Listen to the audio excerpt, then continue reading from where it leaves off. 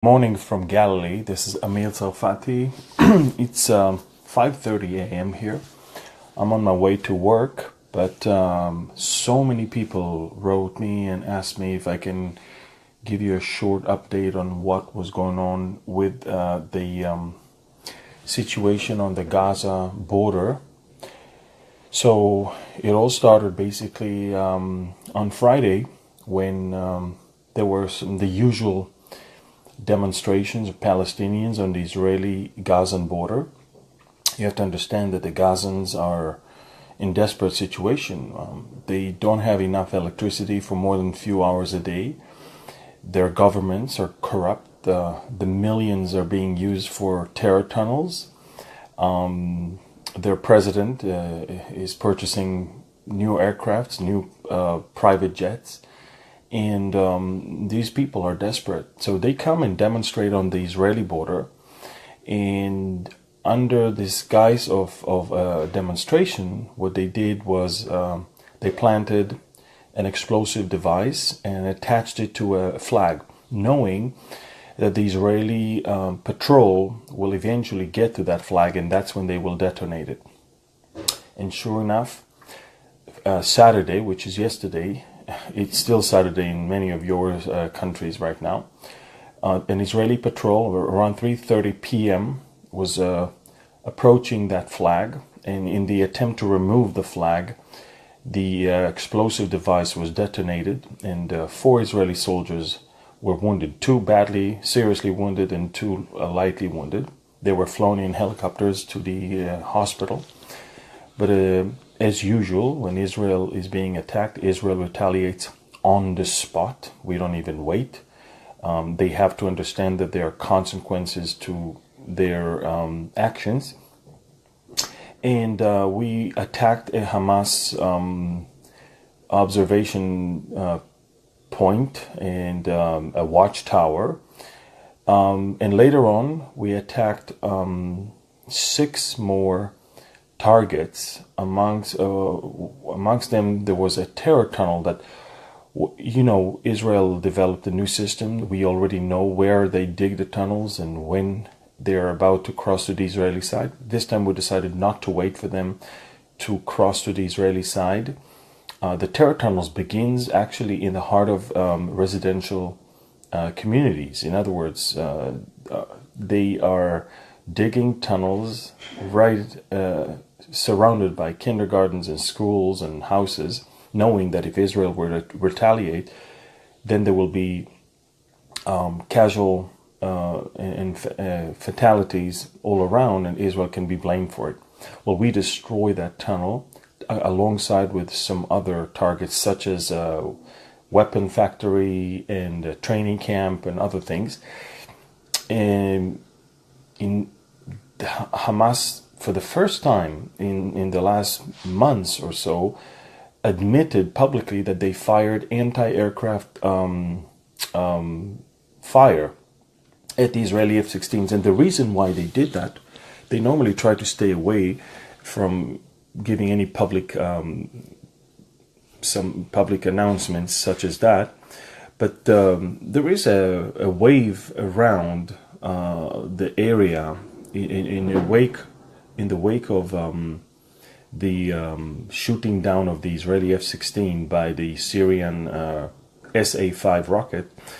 There is a way, I guess the Arabs decided that it is possible after all to hurt Israel, and let's just do that.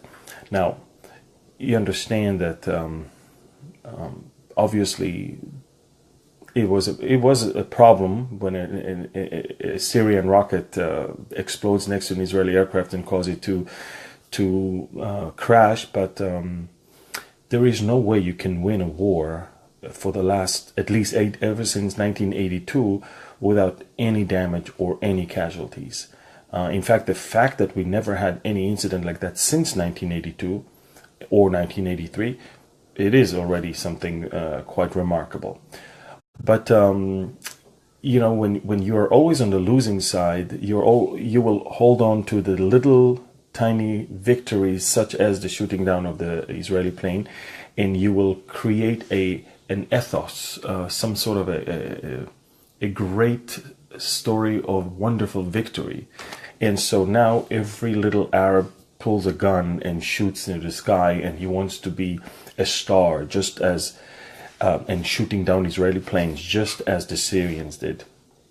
Not to mention that the shooting down of the F-16 caused 2/3 of their anti-aircraft batteries to be destroyed, and many more damages. And not to mention that Hamas right now suffers from some casualties. But for them, as long as they shoot down or hurt or do something, it's a victory already. The situation escalated when a group of 4 Palestinian Hamas people tried to infiltrate into Israel from the Gaza border. We killed 2 of them, and 2 of them were badly wounded. And as a result, the Palestinians fired several rockets, and one of them landed on a roof of an Israeli house in one of the kibbutzes around, and miraculously never exploded. So no one in the house was injured. It was a great miracle. Normally we destroy those rockets while they're flying. This was never destroyed, and yet it never exploded. Wonderful. And the last of this round of violence is that Israel actually sent a second wave of airstrikes that destroyed 12 more targets just about an hour ago. So altogether 18 Hamas targets were destroyed, 2 Hamas terrorists killed, 2 badly wounded. And the second wave of red alert, those air raid sirens, was actually a false alarm, probably triggered by the Israeli airstrikes. So for those of you who are holding this app about the red alert, about the Israeli alert of air raid sirens and all of that, probably in the last year or so, 80% of those sirens were false alarms. So, and I know that you guys care about Israel and you pray for Israel, and it's fine, but you have to understand that not every time there is a siren that goes off, something really happened. And I'm not running immediately to report anything because there is nothing to report. In this case, the first air raid siren was a true one, and of course, as I said, 1 rocket fell on Israeli house, but the second one was a false one. So we hope this is the end of another wave of attack from the south. Remember, it all started with the Palestinians planting an explosive device on the fence, and that is device that was detonated right next to Israeli soldiers, and 4 of them got wounded. That's how it all started. Israel has no interest in any escalation. The Hamas leadership in Cairo told the Egyptians 2 hours ago that they have no intention for any escalation, so probably this is the end of it. But it cannot be the end of it, because the people in Gaza, more than 2 million people, are without electricity. It is freezing cold right now. It's the winter. Look at how warm I'm dressed. And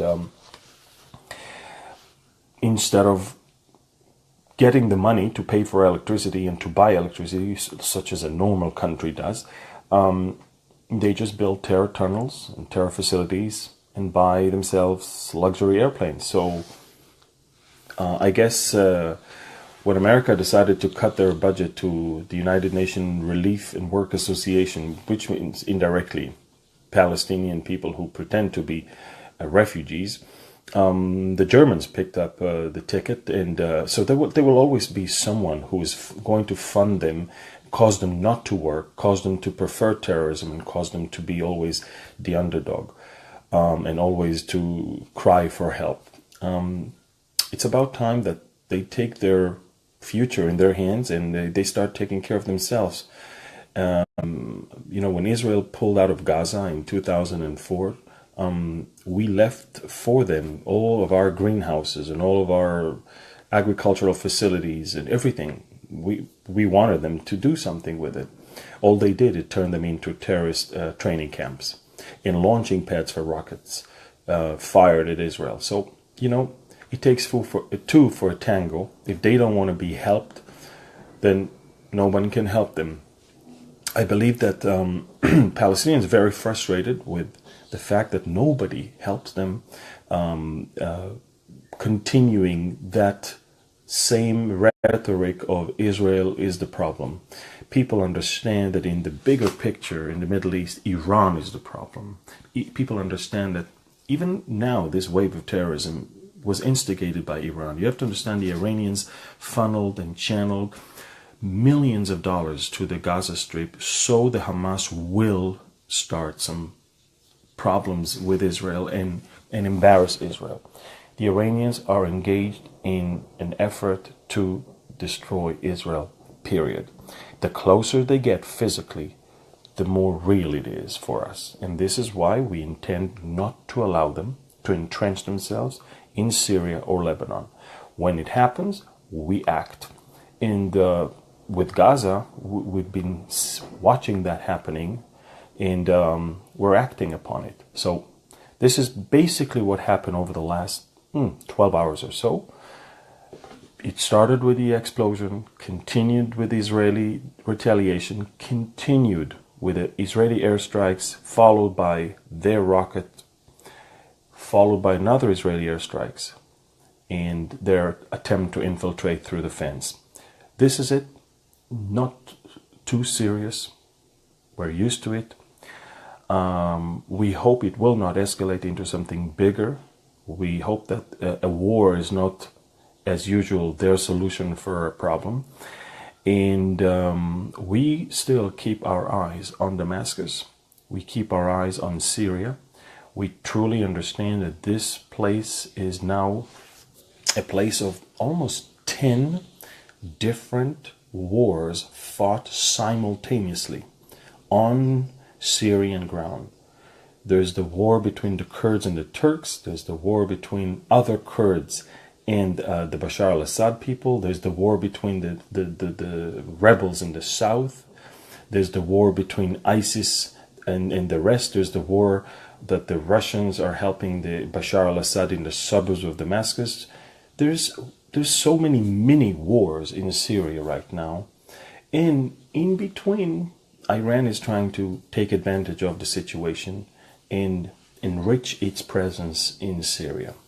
They're not using exclusively Iranian soldiers per se. They're using Afghan and Iraqi Shiites that are cheap labor for them to bring and let them get killed in the battlefield. And they micromanage. They have their own generals and commanders, and basically they command the Shiite troops that they brought from afar to do the dirty job for them.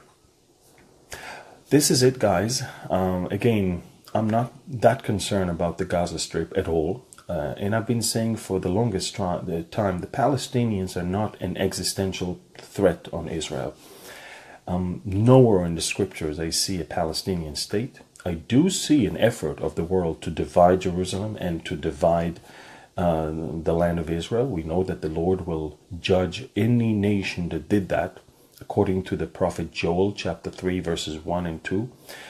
However, again, the nations that are mentioned in the scriptures in regards to the major wars that will come against Israel do not include the Palestinians. These are powerful nations such as Turkey and Iran and Russia and Sudan and Libya. That's not the local Arabs. And the local Palestinians, just so you know, those who live in Judea and Samaria and Gaza, as they did in 1948 when they joined forces with the attacking coalition on Israel, and as they did in 1967, they will probably do the same in the coming attack when they will join forces with Iran and Turkey and Russia. We can see right now that they got a cold shoulder from Europe, they got a cold shoulder from America, and they got a cold shoulder from the Sunni moderate countries such as Saudi Arabia.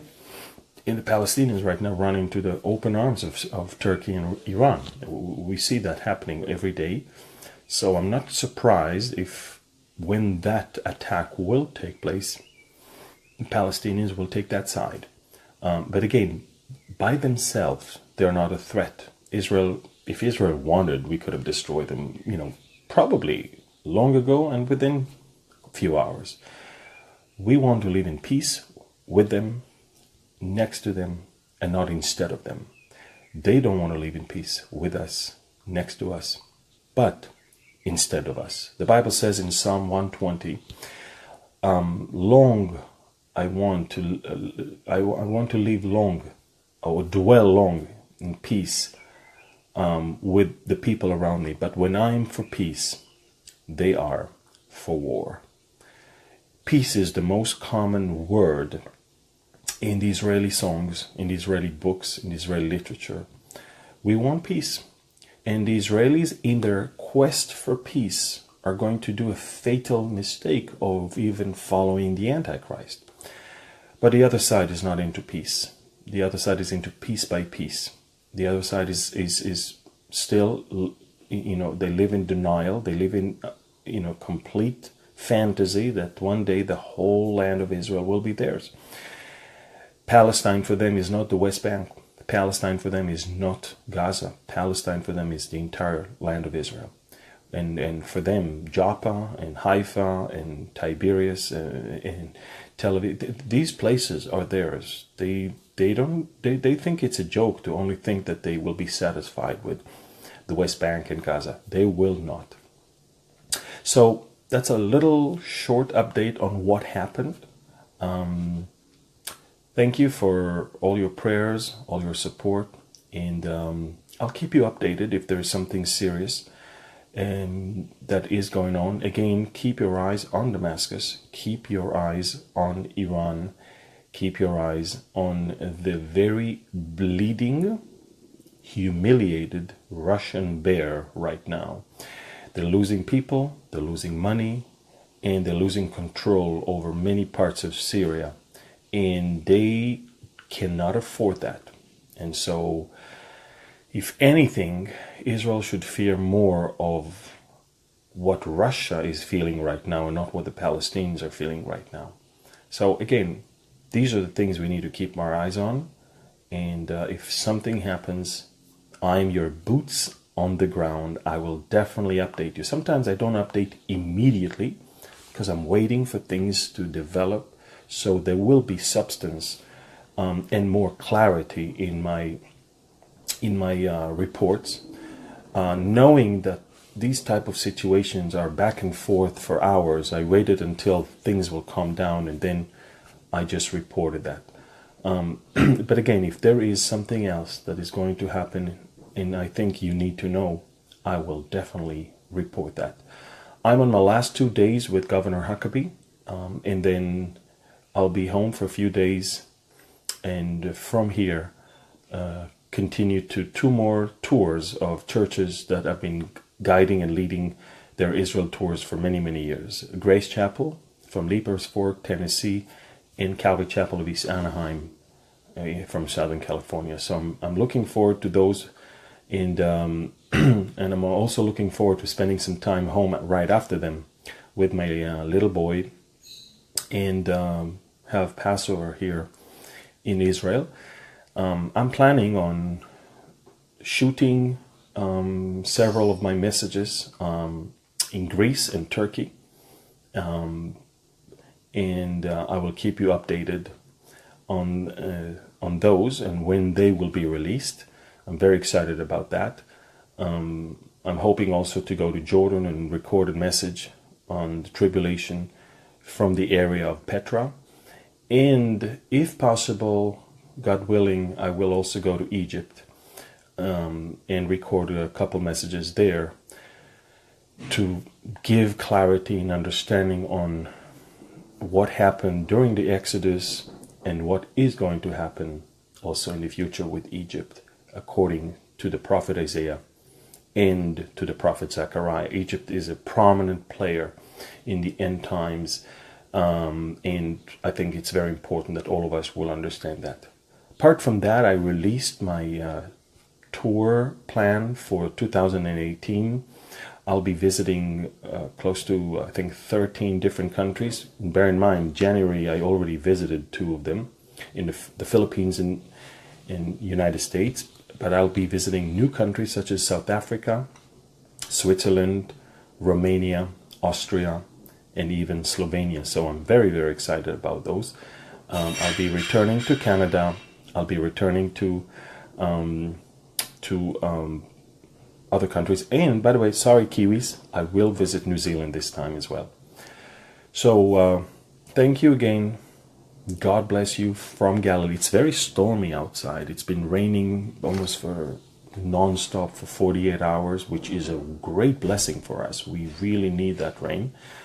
I'm getting ready to take my son back to the army after a great weekend that he spent here with us. And keep praying for him, keep praying for his unit, and keep praying for the Israeli soldiers wherever they are. Thank you again, and God bless you, and shalom from Galilee. And stay posted and stay tuned with more updates to come. God bless you, and shalom from Israel. Bye-bye.